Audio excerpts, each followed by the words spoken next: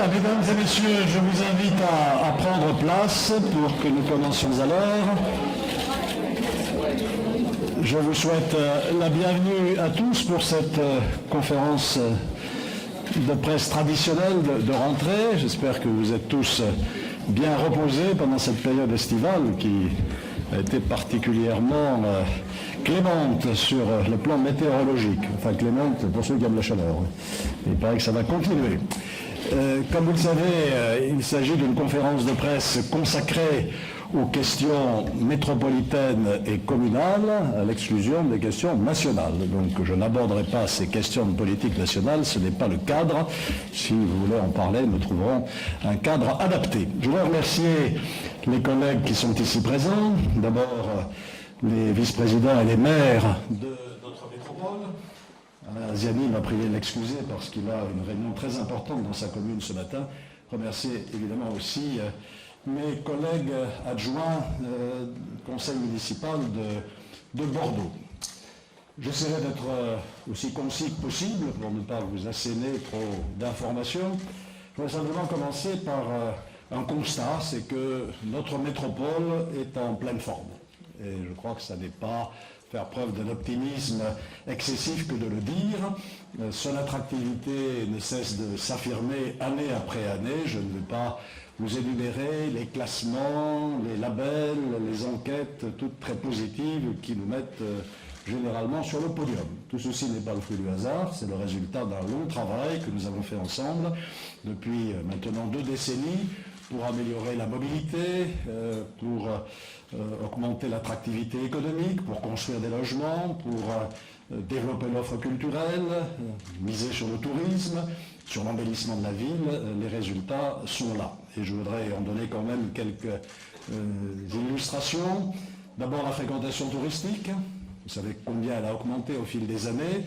Et cette année encore, dans un contexte très difficile, eh bien, nous nous débrouillons plutôt bien. Ce contexte, vous le connaissez, à Paris en particulier, les conséquences de l'image que donne la France à l'extérieur, à la fois avec les attentats et puis les mouvements sociaux, ont été très lourdes sur le commerce, sur le tourisme parisien. Nous avons fait ici un bon premier trimestre avec une augmentation de 5% de nos nuitées hôtelières, une croissance des arrivées internationales à l'aéroport avec un chiffre de 2,5%, alors que la moyenne nationale est une baisse de 7,8%. Voilà, une bonne fréquentation touristique. On va voir si les choses se confirment au 2e semestre. Plusieurs événements ont contribué à cette attractivité de la ville. L'Euro de football, qui a été un grand succès, 600 000 visiteurs, 598 000 exactement, et la 2e fan zone la plus fréquentée de France après Paris. Le stade a aussi connu une forte affluence.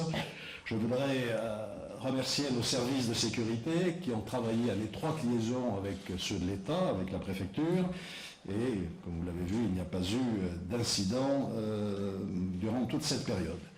Les retombées économiques de cette manifestation sont évidentes, je ne vais pas les chiffrer parce que c'est un exercice toujours difficile, j'avais toujours été très prudent dans l'évaluation de ces retombées, mais il suffit d'interroger les commerçants de Bordeaux pour se rendre compte que cette très forte affluence de visiteurs a été très positive. De même que l'ouverture de la Cité du Vin, dont on peut déjà dire qu'elle est un succès, 130 000 visiteurs en 3 mois. Si nous tenons ce rythme, nous serons à l'objectif de 400 000 par an. 120 nationalités, nous avons fait des enquêtes de satisfaction à la sortie de la visite, 98% de taux de satisfaction positif. Et j'observe que de nombreuses entreprises font des réservations pour utiliser les locaux de réception de la Cité du Vin. Enfin, Bordeaux fête le vin, 650 000 visiteurs cette année, 57 000 passes de dégustation vendues, là encore un succès qui ne se dément pas. Je pourrais citer d'autres manifestations qui ont aussi participé à l'attractivité de la ville pendant cette période. Le Quai des Sports a bien fonctionné. On est passé de 40 000 à 46 700 visiteurs ou usagers, tout public et toute commune. On vient de l'ensemble de l'agglomération. La plage du Lac, pareil, on a frisé les 100 000 baigneurs, si je puis dire, en forte progression. Plusieurs manifestations culturelles aussi ont été des succès durant cette période estivale. L'ouverture de la base sous-marine pendant l'été a été un succès à la fois à cause de la qualité de ce qui a été présenté, peut-être de la température ambiante aussi, c'était un lieu où on pouvait se réfugier. La saison street art a été aussi un succès, et je salue tout particulièrement l'exposition Transfert dans les locaux de Virgin. Si vous ne l'avez pas vu, allez-y, ça dure jusqu'au mois d'octobre, alors on peut aimer ou pas aimer, mais c'est la démonstration d'une créativité, d'une inventivité, d'une générosité tout à fait extraordinaire de nos artistes bordelais. Seine-en-Ville a été aussi un grand succès avec des concerts gratuits. Je voudrais citer pour mémoire, nous ne sommes peut-être pas pour grand-chose, mais enfin ça participe à l'attractivité générale de la ville, deux autres résultats très positifs. Le CHU, dont j'ai l'honneur de présider le conseil de surveillance, je n'ai pas beaucoup de pouvoir, mais enfin ça me permet d'être informé de ce qui s'y passe, est classé premier CHU des 50 plus grands hôpitaux de France, dans un classement qui est considéré comme très sérieux, celui de magazine Le Point. Quant à notre université, grâce au regroupement de ses forces, elle progresse dans le classement de Shanghai. Elle est aujourd'hui dans les 200 premières universités mondiales, 176e exactement. Voilà, donc ce qui me conduit à redire que notre métropole est en bonne forme malgré les difficultés du temps. Qu'est-ce qui s'est passé en 2015-2016? Vous savez que j'ai l'habitude de jeter un regard rapide sur l'année écoulée, je ne prendrai pas trop longtemps, je voudrais quand même insister sur un très gros travail qui n'est peut-être pas apparu dans l'opinion publique, qui n'a peut-être pas été perçu par nos concitoyens, mais qui nous a beaucoup occupé, nous les élus, et également l'ensemble des fonctionnaires de la métropole et de nos communes. Je veux parler de la construction de la métropole, l'application des lois de décentralisation, notamment de la loi MAPTAM. Cette construction est bien engagée aujourd'hui, ce n'était pas évident. Je crois que la méthode que nous avons adoptée explique ce succès, le volontariat, on n'a obligé personne, n'est-ce pas, la métropolisation à la carte, on a pris ce qu'on voulait, tout ou une partie, la progressivité, il y a le cycle 1, il va y avoir le cycle 2, la concertation permanente avec les maires et puis le souci de proximité.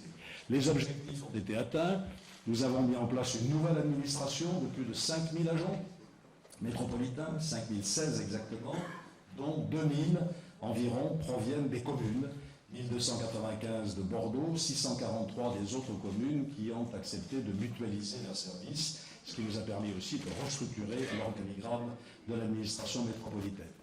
Le deuxième objectif, et pour moi il était très important parce que c'était dans l'objectif de maintenir la proximité, c'est les pôles territoriaux. Nous étions convenus ensemble qu'il fallait renforcer les pôles territoriaux pour qu'ils soient à la proximité des élus sur leur territoire respectif. Et bien, nous sommes parvenus puisque les effectifs des pôles territoriaux ont été multipliés par 3. Un transfert évidemment de l'administration centrale ici de Mériabec. On est passé de 532 à 1455 agents avec des déménagements. Ils n'ont pas terminé. Je voudrais saluer vraiment la disponibilité de nos fonctionnaires qui ont parfaitement joué le jeu de ces transferts. Nous avons mis aussi au point des contrats d'engagement entre la métropole et les communes pour faire vivre cette notion un peu compliquée de double autorité, l'autorité hiérarchique qui appartient au président de la métropole et au directeur général des services, et l'autorité fonctionnelle qui est celle des maires dans leur commune. Et je réserve encore de quelques ajustements et d'un rodage inévitable, je crois pouvoir dire que ça se passe plutôt bien.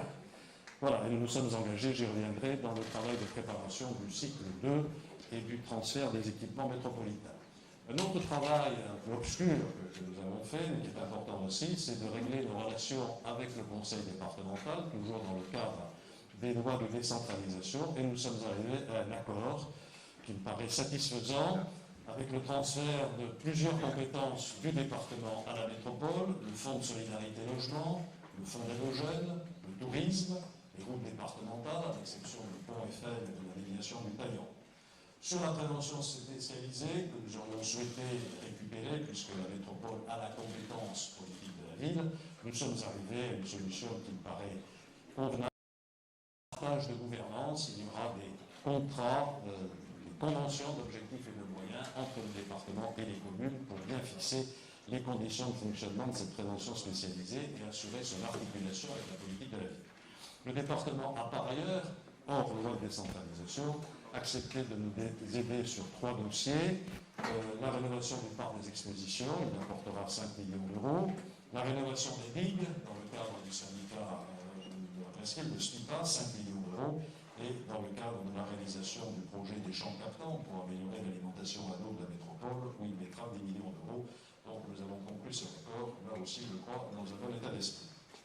En ce qui concerne les grands domaines de compétences de notre métropole, ceux qui concernent la vie quotidienne de nos concitoyens, et c'est évidemment cela qui est le plus important, là aussi l'année a été fructueuse.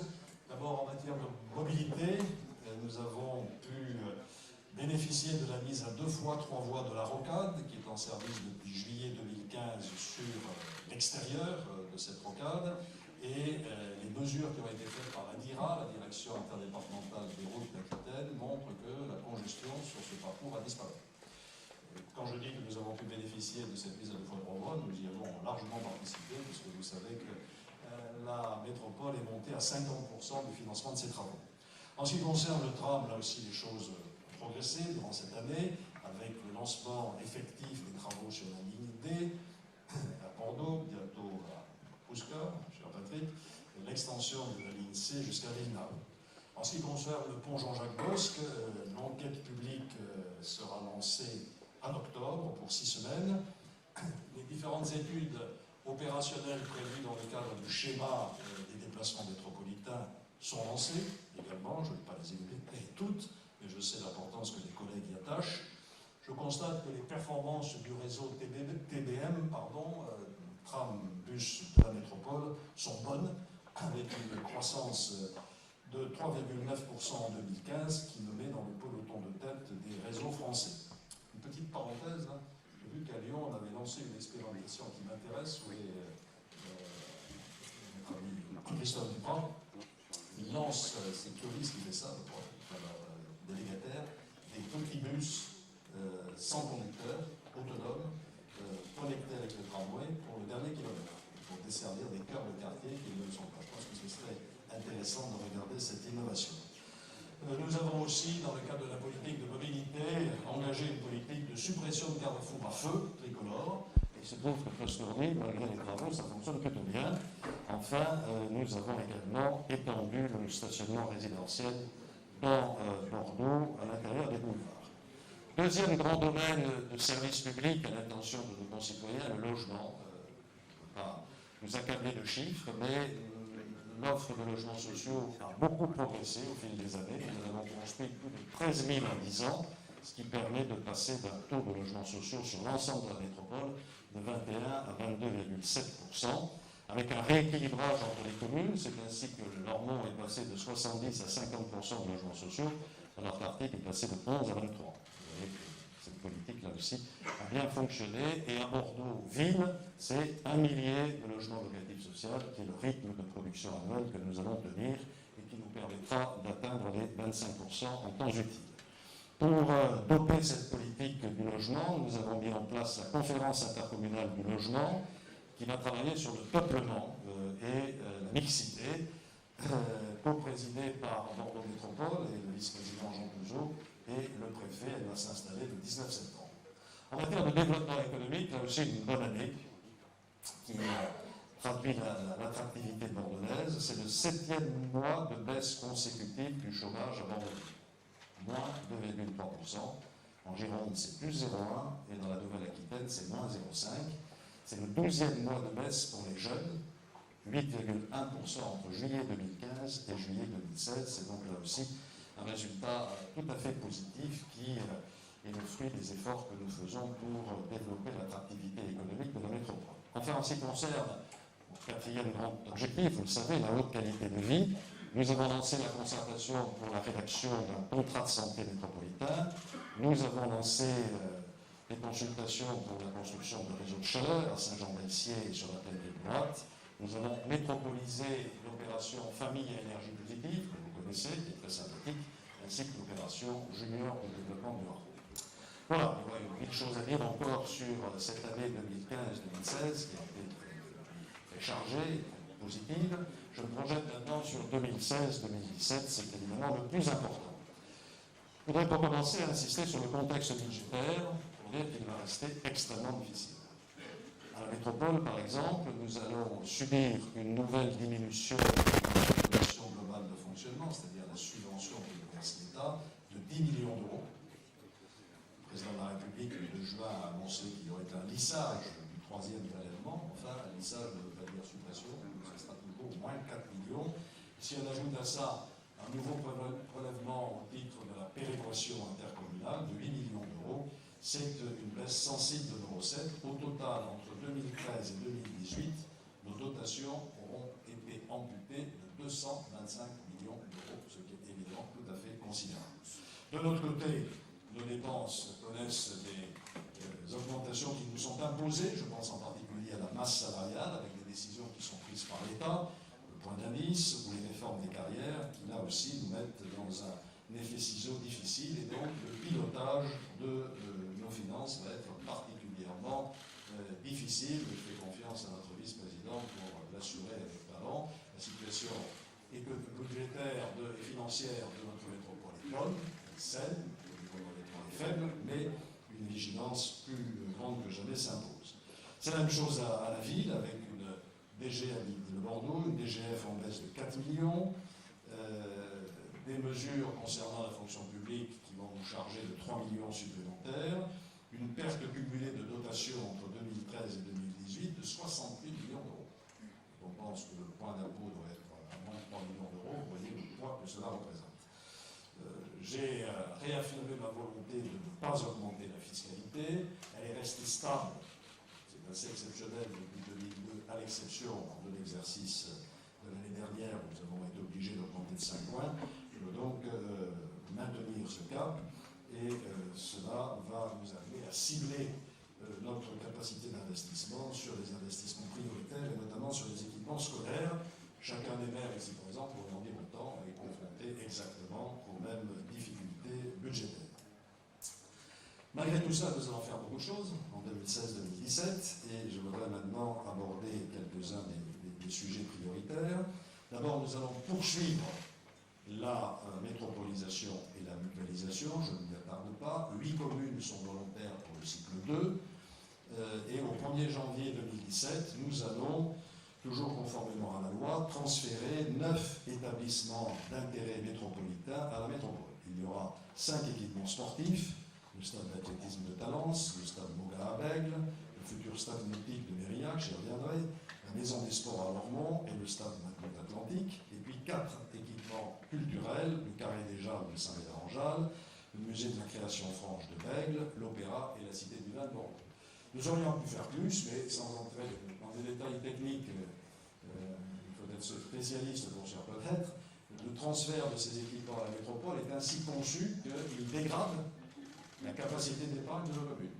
Parce qu'une partie des transferts est imputée sur le budget d'investissement, alors qu'en réalité, ce sont des dépenses d'investissement. Sur le budget de fonctionnement, alors qu'en réalité, ce sont des dépenses de fonctionnement. Nous essayons d'investissement, nous essayons de rectifier cela dans la discussion de la loi de finances, mais nous n'y sommes pas encore arrivés. Donc, 9 établissements transférés.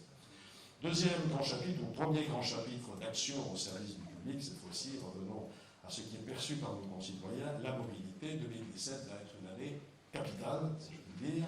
D'abord, c'est l'année du TGV, avec l'arrivée du train à grande vitesse au 1er juillet 2017. Nous sommes enfin mis d'accord avec la SNCF sur la navette.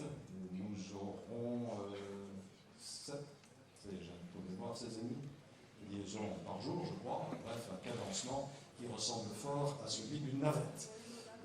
Par ailleurs, cette année du TGV, ce sera aussi l'année d'ouverture de la nouvelle gare, de nouveaux parkings autour de la gare, bref, d'une transformation complète de ce quartier et d'un atout pour le développement économique de Bordeaux, dont on a pu constater l'efficacité à Strasbourg ou ailleurs, ou aux autres villes qui ont été desservies par la grande vitesse. Pour faire le point de tout ça, nous organisons une journée de travail le 16 septembre.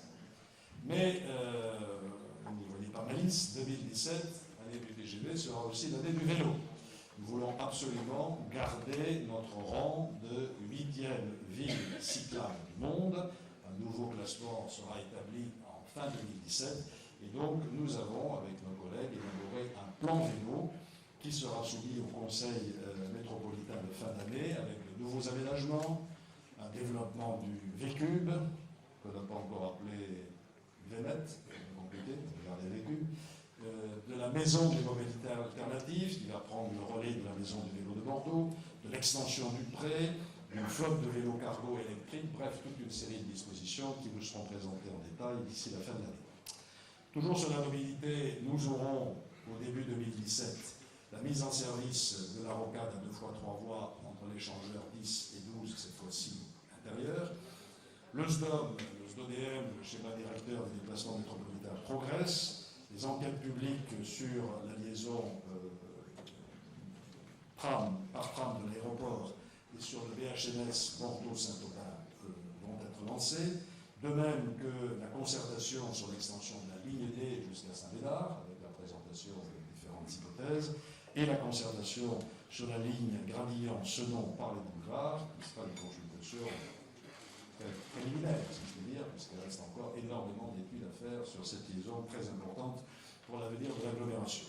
Les premiers travaux du pont Jean-Jacques Bosse seront engagés pour une mise en service en 2020. Les travaux de voirie aussi avec l'inauguration de la nouvelle rue Lucien Faure, entre le quai de Bacalan et le cours du raccordement, et vous savez qu'elle fera une place très importante au déplacement de route et au transport en commun. Enfin, toujours pour améliorer notre offre de transport, nous mettrons en place au 1er juillet 2017 une nouvelle tarification solidaire du réseau qui tiendra compte du revenu des usagers. C'est un long travail, alors on va se mettre d'accord sur cette nouvelle tarification, mais on est prêt. Et une instance de dialogue et d'information va être pilotée par Christophe Dutrat à la destination des communes et de leur CCAS, puisque nous offrons le choix aux communes qui le souhaitent de faire gérer ce nouveau dispositif par leur centre communal d'action sociale. Voilà pour la mobilité, vous voyez que c'est un menu chargé, copieux. Sur l'urbanisme, pareil. D'abord, les grandes opérations d'aménagement de l'arc du développement durable de Bordeaux avancent. Ginko va entrer dans sa 3e phase, avec notamment le pôle commercial qui va compléter celui de Bordeaux-Lac. Au bassin à flot, le quartier aura pris vraiment sa physionomie en 2017-2018. 4300 logements seront terminés à ce moment-là. Les centres qui participent au projet de Nicolas Michelin seront créés. L'aménagement de la plaque portuaire aussi. Bref, toute une série d'innovations dans ce quartier qui est un de ceux qui a avancé le plus rapidement. D'autres quartiers vont être aussi en phase opérationnelle. Brazza, avec les premiers permis de construire, c'est 2300 logements avec les équipements de proximité qui vont avec. Il y aura sur Brazza un pôle loisir particulièrement important avec une auberge de jeunesse, une nouvelle conception et une salle multiculturelle. Le réseau de chaleur fait l'objet à l'heure actuelle d'une consultation et une maison du projet sera ouverte en 2017. Bastille de Miel entre aussi en phase opérationnelle, 3400 logements et des activités, 2 groupes scolaires, dont un rue Hortense et plusieurs PC, plusieurs permis de conduire, à l'instruction. Qu'est-ce que j'ai dit, conduire? Ah oui, je fais toujours une lapsus. Construire, voilà. On essaiera de conduire le moins possible dans ces quartiers. Garonne Eiffel est aussi en phase opérationnelle. L'immeuble Faya, nouveau siège social de cette grande entreprise régionale et internationale, va se construire le long de la Garonne et le PC est délivré, permis de construire et délivrer, ainsi que pour les logements qui vont avec. Enfin, nous avons choisi, dans le cadre d'une belle consultation, l'opérateur sur ce qu'on appelle l'îlot du Belvédère, à l'entrée de la ligne de chemin de fer sur la Garonne, et c'est une opération qui va, elle aussi, entrer en phase opérationnelle. J'ai mis en place ce que j'ai appelé l'atelier Garonne pour nous assurer de la cohérence de l'ensemble de ces opérations qui vont changer complètement le paysage de la rive droite du long de la Garonne, depuis le pont Chaman-Delmas jusqu'au pont Jean-Jacques Bosse. Autour de la gare, les opérations avancent aussi, cette fois-ci sur la rive gauche, Saint-Jean-d'Elsier, avec au programme les 2 tours en bois l'année prochaine, le quartier Amédée-Saint-Germain, où la caisse des dépôts va s'installer, la gare, bien sûr, j'en ai parlé, c'est parti de ces commerces, et puis la cité numérique à Metz. Je voudrais aussi insister sur la progression du programme 50 000 logements sur l'ensemble des communes de notre agglomération. Les permis de construire sont accordés pour les îlots témoins et des opérations d'aménagement. 8 sont en cours de montage, une est déjà concédée, c'est 2600 logements sur les îlots témoins et au total 10 000 logements sur les opérations d'aménagement. Alors elles concernent un grand nombre de communes, le Bruges avec le Petit Bruges, Gradillon-Centre, le Bouscat-Libération, Lormont-Leutinière, Mérillac-Soleil ou Mérillac-Langevin, Pessac, Cité des Métiers, Pitié, Villeneuve-d'Ornon, Aristide-Briand, Bassins, Cité de la Gare, Bègle aussi, pour ne pas avoir oublié aucune commune importante, donc ce programme se poursuit. En termes de renouvellement et de développement économique, plusieurs initiatives nouvelles aussi. Nous sommes en train de travailler au renouvellement de notre stratégie de marketing territorial, avec la mission attractivité qui a été mise en place. Nous élaborons avec la région le volet métropolitain du schéma régional de développement économique, le SRDE2I, c'est ça, j'ai réussi. Nous apportons un soutien constant à la dynamique French Tech, en participant à de nouveaux réseaux labellisés par l'État. Décidément, French Tech, c'est en anglais, donc c'est Retail, Health Tech et Clean Tech Mobility. 3 réseaux. Lors de mon prochain voyage au Québec, je leur demanderai de m'aider à traduire. Et puis, nous développons bien sûr nos opérations d'intérêt métropolitain et notre opération d'intérêt national, l'aéroparc, Vallée Créative et le centre d'affaires. Sur la haute qualité de vie, nous nous préparons à adopter un nouveau plan d'action qui prendra la suite de notre agenda 21 et de notre plan climat énergie. Un mot sur les grands équipements qui seront en chantier durant cette année 2016, 17, 18, la grande salle de spectacle.